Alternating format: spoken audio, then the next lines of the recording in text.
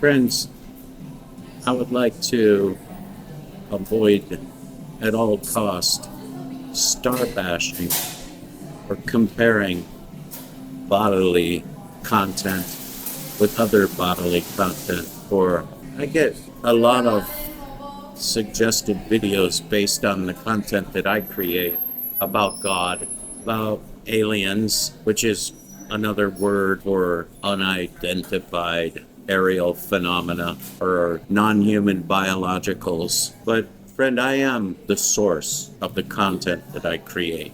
I am not seeking or curious about experiences that I heard about, like old wives' tales. No. I talk about the experiences that I've had in my very interesting 64 years in this life. Like the very first memories of dinosaurs. As a child, I had a dream. I woke up scared. I ran to my parents' bedroom and hopped in their bed and told them about a dinosaur that had at the bottom of a pit. And our little family vacation turned into a Jurassic Park long before Jurassic Park ever existed. I talk about the incredible earache that I got in Vermont. I talk about my grandfather's ghost appearing. My grandfather was a geologist, as I've talked about, and University of Michigan Decker Hockey Hall of Famer with an 85-year record, an unbeatable record, a goalie who allowed less than one goal per game. Or Dr. John Jewell, my father, whose autobiography soared to the heights of the top 10 Christian bestselling, paralleling Billy Graham. And I can imagine myself having an audience as large or larger than Billy Graham one day, because we live in a new worldwide web of understanding and truth seekers and curious minds. You really have to weed out content creators that are citing unknown sources from folks like myself who create content from the source. And friends, I am the source. You can believe it or not, and it's just like going to the Ripley's Believe It or Not museum, which I did when I was a kid. My father was very specific about finding interesting cultural events and happenings to participate in, like marching with Martin Luther King in New York, or having Cesar Chavez and the farm workers come to Jewel Foods in Rockford, Illinois, picket the unfairness of paying farm workers 25 cents a day, or going to San Francisco as a kid and feeling that salt-filled ocean air with the San Francisco kelp beds coming into shore, the sourdough bread, and it was heaven to me. San Francisco was a place that I thought I would live and die and go to heaven. But again, this content that I create comes from one source only, from my memory, from childhood until now, until my near-death experience in the heavens, where I realized that the next life is much better for everyone. And even for Moses, who killed the guy because some unnamed person in the Bible was beating another Jewish man, and Moses stepped out from his role as the Pharaoh's son, adopted son, became a murderer and had to run away, because you're not allowed to just kill somebody who's beating a Jew, especially if Jews are allowed to be beaten. You're a Pharaoh's son. But we know for a fact, and I know because I've seen Moses in heaven, we know that he's one of the main figures that formed our entire imagination of God having white hair and a beard and being a man on a cloud, because that's probably Moses that we're seeing and thinking about. Because even though Moses killed somebody, he went to heaven. And we know if we dig deep enough that everyone loses their mortal past when they pass away in God's speed. There's no I, there's no ego, there's no changing the past, there's no recreating yourself. God takes back the soul that he gave us, because every religion, pure and true, equates the soul to the Creator and not to the ego, not to the person. and certainly not to any third source like an alien or a Bigfoot. Friends, I shied away for 64 years talking about my alien experience because it was unique and very short and sweet, and it was no threat other than that it's kind of a bad reputation to say that I know something that people think you can only believe. But it affected me in no threatening way, and UAPs have not appeared so often that they're a threat to our national security, despite what content creators on YouTube would like you to believe. They are so few and far between that there's only one video of a Tic Tac, some object that was caught by radar, and Elon Musk reports of none of those types of objects being recorded by any of the satellites, the millions of satellites. But every day on YouTube, I'm getting suggested videos because people think I'm interested in that subject. And actually, it limits me from being who I am, a mortal, a soul, going to pass from this world to the next. And the more we learn, the more we change.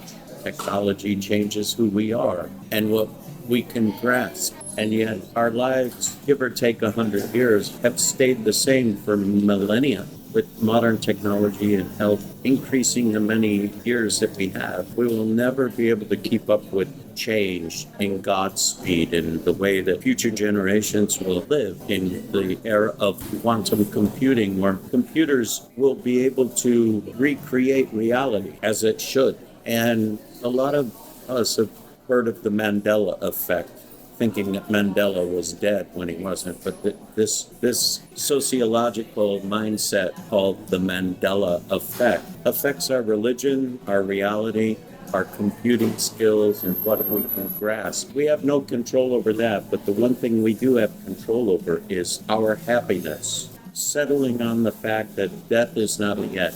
The final curtain is just an undebated moment before eternal life. And as a kid, I was told that one day God will answer all of the questions. But our purpose in humanity for having questions is to help God develop the non-sentient planets that we occupy, whether it's Earth or in a few years, Earth and Mars, or in a few years after that, Earth and Mars, this and that world just like ours, and creating reality on those worlds, making it possible to exist in planets in ways that we wouldn't be able to in our present mortal state. Friends, don't be confused by the many content creators trying to amaze you, black boxes in Yellowstone Park, because I am the source creators who do not.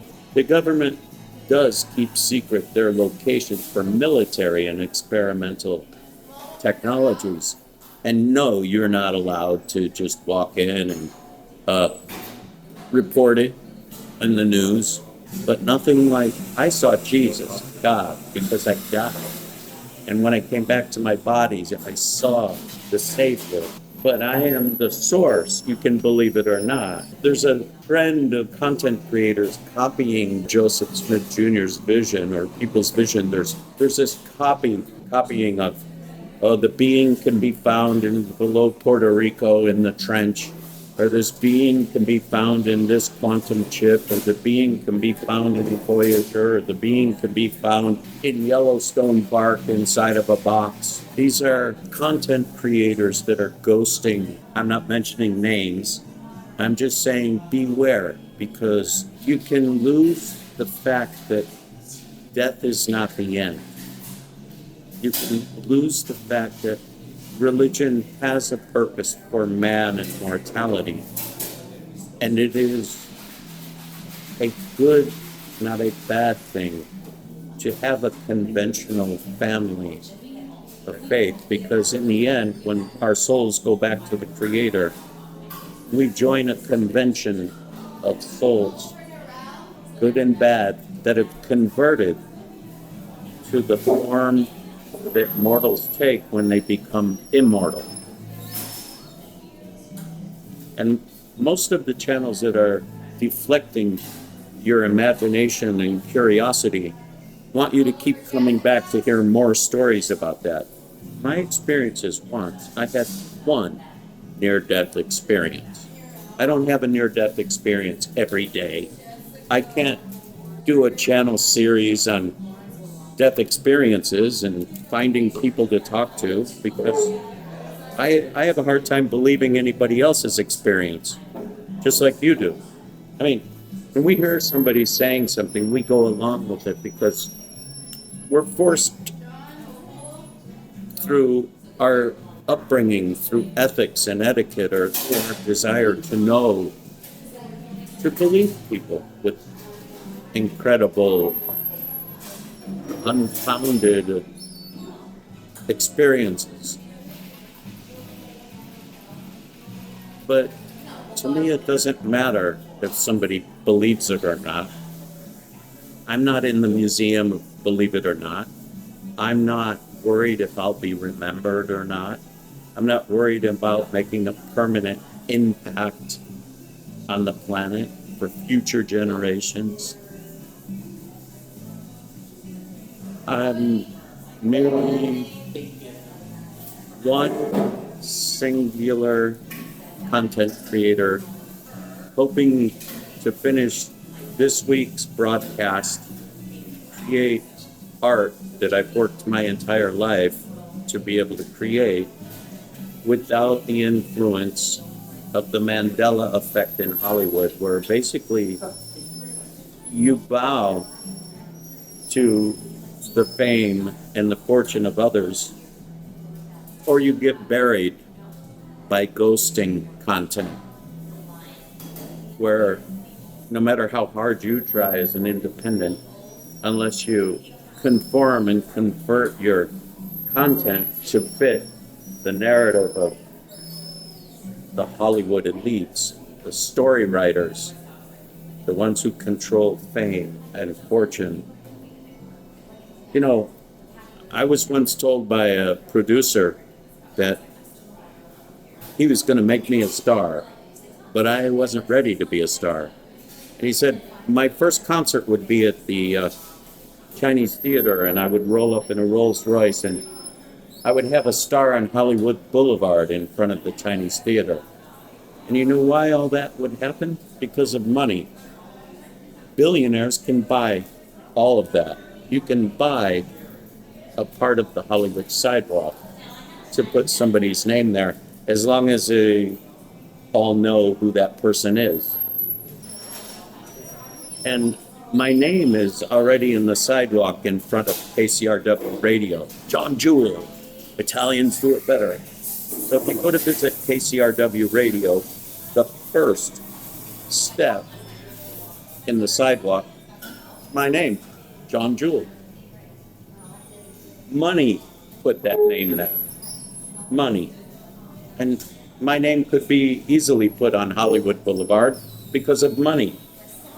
I'm good enough to sing at the Dolby Theater or the Japanese American Cultural Center downtown. I've already performed at the Dorothy Chandler with Placido Domingo. And money could buy me a star on Hollywood Boulevard if I continued to play the Hollywood game and change my narrative to meet the trending topics. But the interesting is severing yourself from all obligatory trends, being sold on something you don't really want to be sold on. Sever yourselves. Sell yourself out for God. Even if you think of yourself as your own God, to then stick to it and to thine own self be true. It's the only way you'll continue to evolve as a truth seeker and truth finder. If you have to hop churches because you're stepping on toes or your toes are being stepped on, hop churches, hop religions. Find God in yourself, because this life is not the end. It's just the beginning. Don't waste your time. Don't become somebody you're not. Severance pay. It'll pay off when you're old. and you're taking your last breath and you're true to yourself, then you'll receive your severance. So sever yourself. Buckethead.